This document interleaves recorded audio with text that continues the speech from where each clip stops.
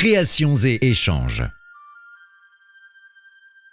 Dans l'histoire de la Chine, plusieurs fois millénaire, les Chinois ont été à l'origine de plusieurs grandes inventions, parmi lesquelles on peut citer l'écriture et la médecine chinoise, la fabrication de la soie et de la porcelaine, la boussole, la fabrication du papier, l'imprimerie, la poudre, ainsi que de remarquables ouvrages de construction comme la Grande Muraille et la Cité interdite.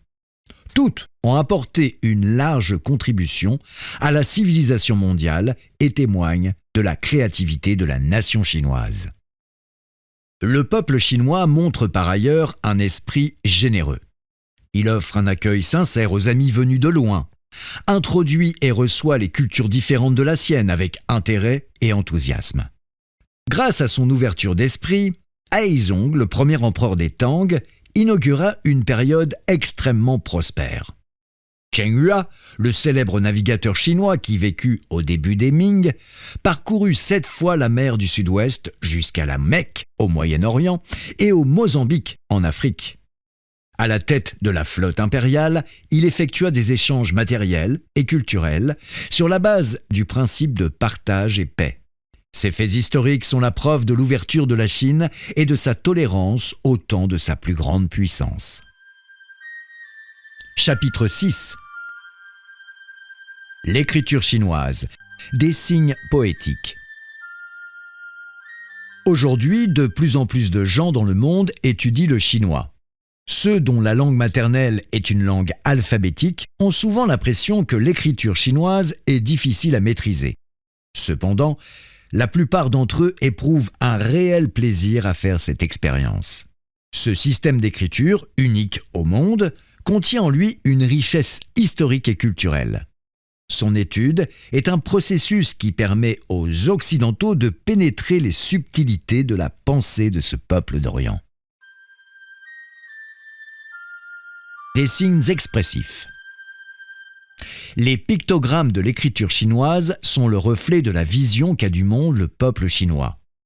Ce n'est pas un hasard si certains poètes occidentaux trouvent leur inspiration dès leur premier contact avec ces signes. Ezra Pound, de 1885 à 1972, poète américain dont on connaît l'admiration pour l'écriture chinoise, affirme que les idéogrammes produisent chez lui un élan de création poétique. Ils sont, à ses yeux, les signes même de la vie. Ainsi, la représentation du caractère qui désigne l'aube, tan, aperçu dans un dictionnaire par exemple, lui fait penser au lever du jour et à la lumière. L'imagination de Pound n'est pas sans fondement, car en effet, ce signe comporte dans sa partie en haut le pictogramme symbolisant le soleil. Il se pose sur un trait que représente l'horizon. Les deux parties réunies incarnent le jour qui se lève. La seule vue de ce signe semble nous transmettre la joie de celui qui l'a créé. L'université Fudan de Shanghai, de renommée internationale, doit son nom aux vers anciens tirés du grand commentaire des documents. Tour à tour, le soleil et la lune apportent leur lumière, jour après jour, l'aube se lève. Tout comme le monde qui évolue et se renouvelle chaque matin, les élèves doivent étudier avec un effort renouvelé chaque jour. Le caractère tan, qui fait l'objet de ce poème, a ici valeur d'encouragement. D'autres signes contenant également le pictogramme désignant le soleil, dans leur composition expriment la même vitalité. Le caractère qui désigne l'est montre le soleil se levant derrière un arbre. Le caractère qui signifie le matin comporte dans sa partie gauche les signes soleil et herbe et, dans sa partie droite, le symbole d'une rivière. Il décrit l'aube lorsqu'il commence à faire jour et que l'eau reflète les premières lueurs du jour. L'image de la matinée dans cet idéogramme dégage une idée de vie. Le caractère qui désigne le crépuscule lorsque le soleil disparaît derrière la forêt. L'image de ce signe semble contenir comme un soupir. Le caractère qui désigne la lumière est composé de fenêtres et de lune. L'idée de la lune éclairant la fenêtre est en elle-même une création poétique. La même idée de beauté est contenue dans le sens du caractère pair, Paire, lié à sa forme symbolisant un couple de biches courant côte à côte. Yuan Xiaoyuan, une linguiste chinoise qui a séjourné aux États-Unis, raconte une révélation qu'elle a eue lorsqu'elle habitait dans un appartement situé au 42e étage d'un immeuble de New York. Survint une panne d'électricité qui dura 24 heures. Enfermée, seule dans le noir, elle s'interrogeait. « Que dois-je faire ? Maintenant qu'il n'y a plus de lumière, de quoi ai-je le plus besoin ?» En réalisant que l'eau, à ces moments-là, avait plus d'importance que la nourriture et que, sans eau, personne ne peut vivre, elle vit se former dans son esprit le caractère qui désigne « vivre ». Ce signe comporte le radical « eau » et semble dire clairement que l'eau est primordiale pour la vie de l'humain. Dans un noir d'ébène, dit la linguiste, je me sentais très proche de la sagesse des anciens. Représentations esthétiques. Les Jeux Olympiques de 2008 de Beijing ont utilisé une série de logos mettant à leur service la calligraphie chinoise. Ces motifs associent la magie des anciens idéogrammes gravés sur des os, sur des carapaces de tortues et plus tard sur le bronze au dépouillement aérien de formes modernes. À la fois gaies et originales, ces images font ressortir les caractéristiques de chacune des disciplines représentées, tout en faisant plaisir à voir.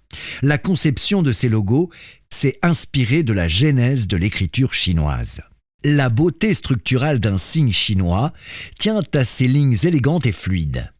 En dépit de sa forme signifiante, l'idéogramme chinois n'est pas un dessin au sens strict comme l'étaient les écritures pictographiques les plus anciennes, les hiéroglyphes égyptiens par exemple, dont les signes reproduisaient les traits extérieurs des objets et ne se distinguaient pas vraiment des dessins.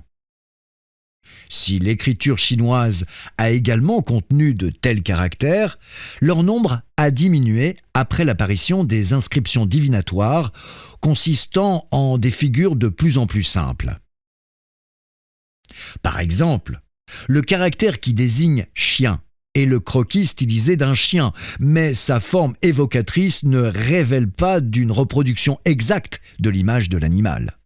Tirant profit des particularités de l'écriture chinoise, les logos olympiques ont eu recours à deux styles artistiques de calligraphie. Taiyuan, le grand sceau, et Xiaojuan, le petit sceau. Le premier est celui de la gravure sur bronze et le second est celui de l'écriture officielle du temps de l'unification de la Chine par le premier empereur. Tous deux portent la marque des caractéristiques des inscriptions sur des os d'animaux et de carapaces de tortues issues de la haute antiquité. Cependant, comparé aux inscriptions primitives, qui sont leurs prototypes, le style de ces sceaux, plus fluide, plus en rondeur, les rend esthétiquement plus recherchés. Le logo de l'épreuve de la natation en constitue un très bon exemple. Ce logo est composé de deux parties. En haut du logo se trouve le symbole d'un nageur et en bas celui de l'eau.